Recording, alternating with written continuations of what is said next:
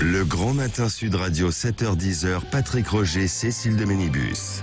8h18, le petit déjeuner politique ce matin, c'est Annie Genevard, députée LR du Doubs, vice-présidente des Républicains et vice-présidente de l'Assemblée nationale. Bonjour Annie Genevard. Bonjour. Tout juste réélue, et bien réélue dimanche dernier. Très bien, oui. Que va faire Emmanuel Macron? Tous les chefs des partis reçus à l'Élysée aujourd'hui et demain. Est-ce qu'il y a une grande coalition possible? Quel rôle pour les Républicains? Accord ou non pour gouverner? Le nouveau visage à l'Assemblée nationale? Autant de questions et de sujets que nous allons voir avec vous, Annie Genevard. Vous êtes en position d'ailleurs centrale, à la fois en tant que vice-présidente des Républicains et vice-présidente d'une Assemblée nationale orpheline de son président, Richard Ferrand, qui a été battu. Alors commençons donc par ce grand basculement à l'Assemblée, avec ce Big Bang qui conduit Emmanuel Macron à chercher une parade. Le chef de l'État qui reçoit aujourd'hui et demain tous les chefs de parti. Qu'est-ce que vous en attendez ?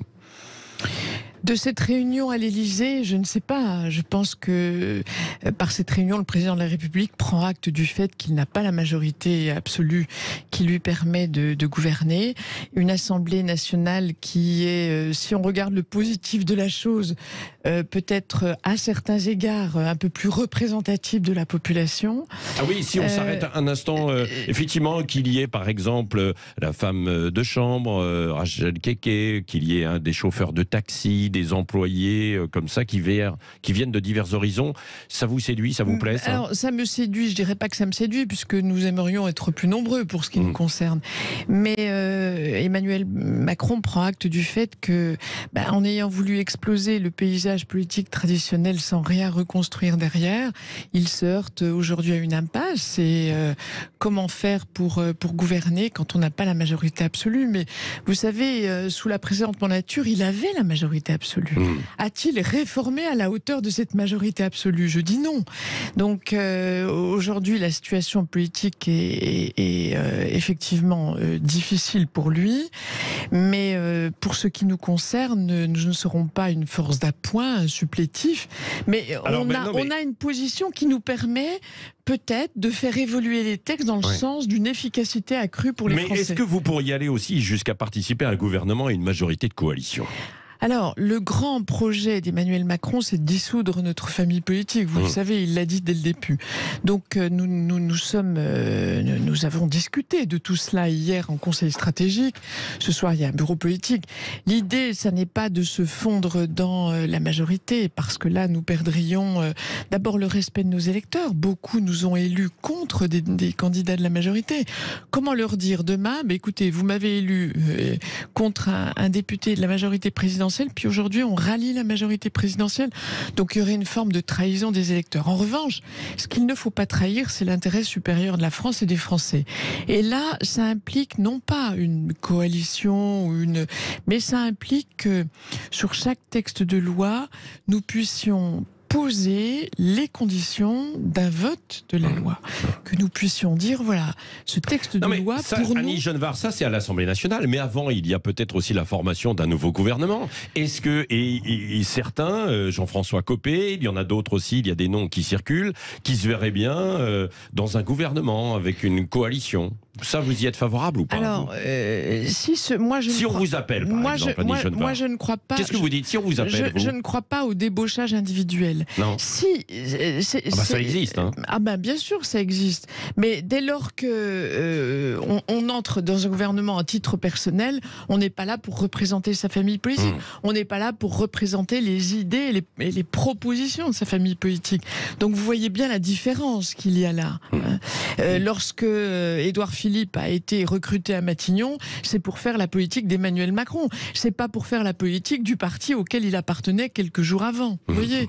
Donc, moi je pense que ce que détestent les Français, ce sont les petits arrangements, les petites compromissions, les petites tactiques politiciennes. Ils ont besoin de clarté. Mais vous dites aussi c'est l'intérêt supérieur de la nation. Il y en a qui peuvent se dire j'y vais parce que on me demande et je peux rendre service au pays. L'intérêt supérieur de la nation, c'est pour nous, de notre point de vue, des Républicains, c'est en matière de pouvoir d'achat, de bloquer le prix des carburants à 1,50 € le litre.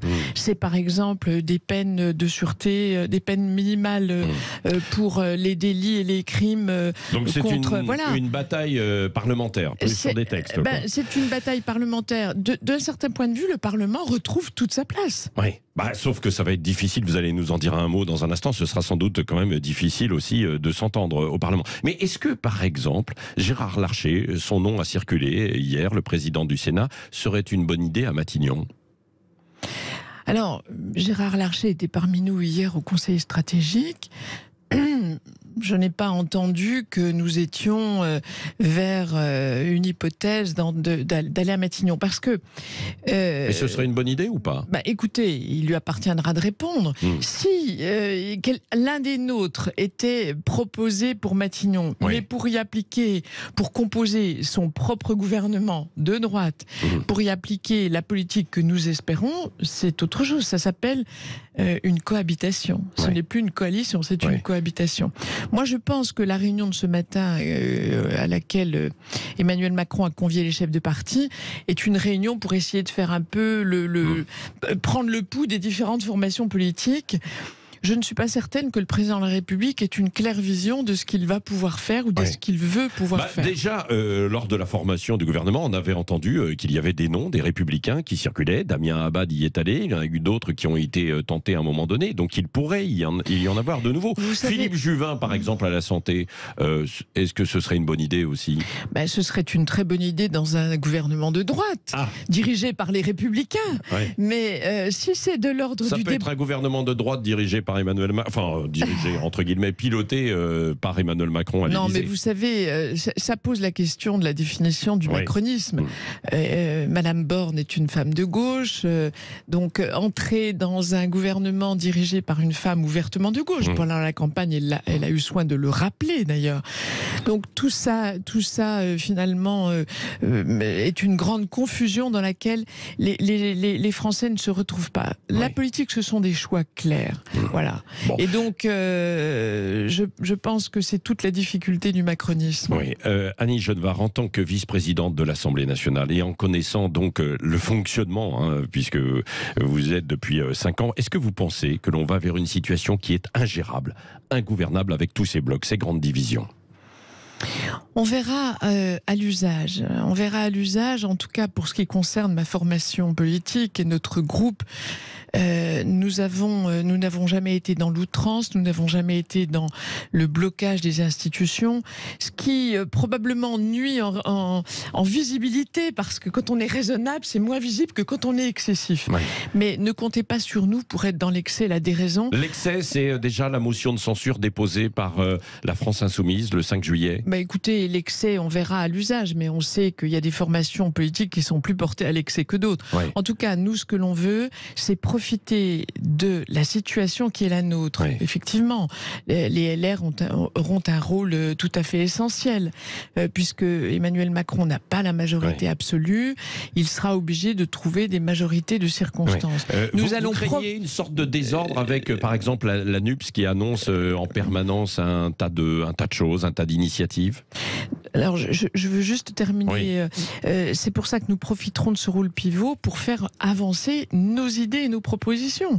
Voilà. Vous serez arbitre, pourquoi pas, pour faire passer des textes, quoi. Alors, arbitre, sur des réformes. Arbitre, oui, sans doute le serons-nous, mais surtout force de proposition. Et là, il faudra que Emmanuel Macron, finalement, on le forcera parfois à sortir de l'ambiguïté.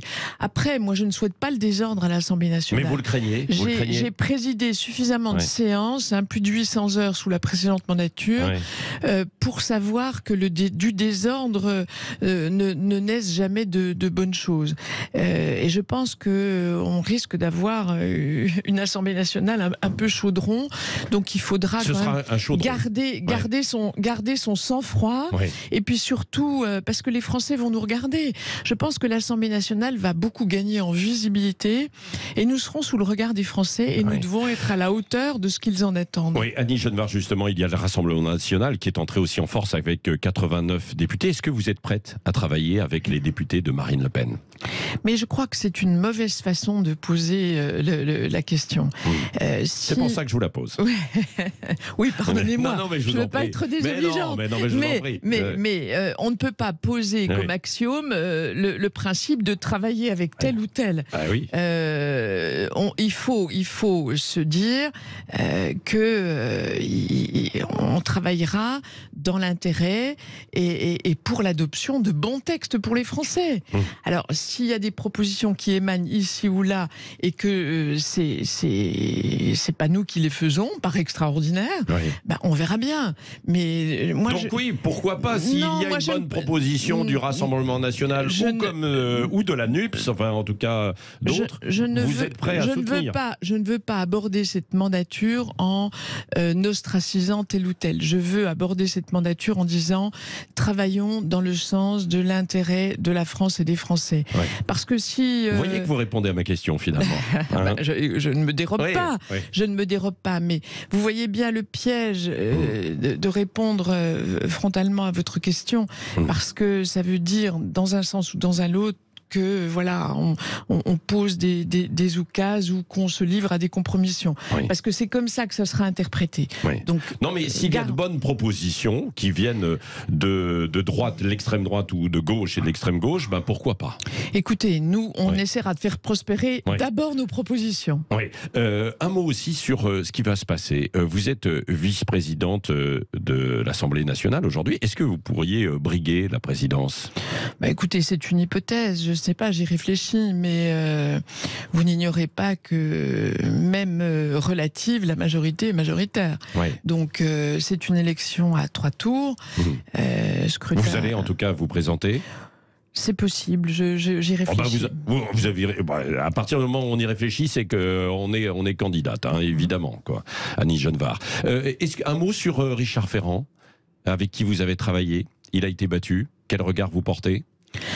C'est la cruauté de la politique. Voilà, comme pour reprendre la citation latine, le Capitole est proche, la roche tarpéienne est proche du Capitole. C'est-à-dire qu'on peut être à la fois très puissant et le lendemain tout perdre.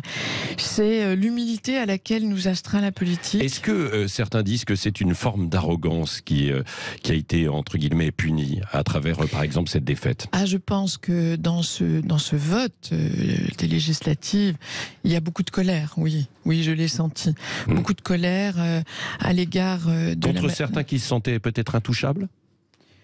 Alors peut-être, moi, vous savez, je suis élue en province, assez loin de Paris. J'ai toujours veillé à équilibrer soigneusement mon temps entre Paris et ma circonscription, parce que si vous oubliez votre territoire, il vous oublie très vite. Donc il faut toujours avoir les pieds sur le terrain si on veut bien rester connecté à la réalité. Et sans doute cette arrogance ou cet éloignement a-t-il été fatal à certains. Alors c'est vrai que la fonction de président de l'Assemblée nationale vous éloigne de facto de votre territoire de base. Peut-être est-ce cela que Richard Ferrand a payé, mais c'est surtout d'être l'homme lige du président. Je crois qu'il y avait une très grande colère à l'égard d'Emmanuel Macron. Oui, et la présidence de la Commission des finances à l'Assemblée nationale, elle est censée revenir, selon une forme de tradition, au premier groupe d'opposition. Elle pourrait donc être dans les mains du Rassemblement national? C'est possible. Alors, l'usage veut que ce soit en effet au premier groupe d'opposition. Rien dans le règlement, je crois, ne stipule que ce soit le premier groupe d'opposition. Donc, il appartient à la majorité, qui finalement est un peu responsable de la situation dans laquelle elle se trouve, de prendre ses décisions. Annie Genevard, vous êtes présidente toujours en exercice de l'Assemblée nationale. Ça reprend aujourd'hui, les premiers arrivent, c'est ça? Non, je ne suis plus vice-présidente, puisque c'est une nouvelle mandature. Je l'étais jusqu'au 19. D'accord. Je ne le suis plus aujourd'hui. Et la 16e législature commence mardi prochain. Mardi prochain, d'accord. Avec l'élection du président, précisément. Mais il y a les nouveaux arrivants qui peuvent venir cette semaine commencer à... ils arrivent depuis hier. C'est l'installation des nouveaux des députés. Dites-moi un mot aussi des Républicains. Laurent Wauquiez, ça pourrait être le sauveur pour les Républicains, là, pour demain, pour conduire les troupes? Écoutez, permettez-moi, là encore, de ne pas être affirmative. D'abord, je ne sais pas quelles sont ses intentions. Y aura-t-il d'autres candidats? Donc chaque chose en son temps. Là, Vous l'imaginez aussi à Matignon, Laurent Wauquiez? Écoutez, rien dans la réunion que j'ai eue avec lui hier ne me laisse à penser qu'une telle hypothèse soit envisagée. Mais encore une fois, si c'est nommé quelqu'un de droite à Matignon pour lui laisser les coups des franges, ça s'appelle une cohabitation et c'est tout autre chose. Mais je ne crois pas que Emmanuel Macron soit homme à partager et à se voir imposer les choses. Merci Annie Genevard, réélue donc députée du Doubs, vice-présidente des Républicains et potentiellement candidate donc à la présidence de l'Assemblée nationale. Merci d'avoir été ce matin sur Sud Radio.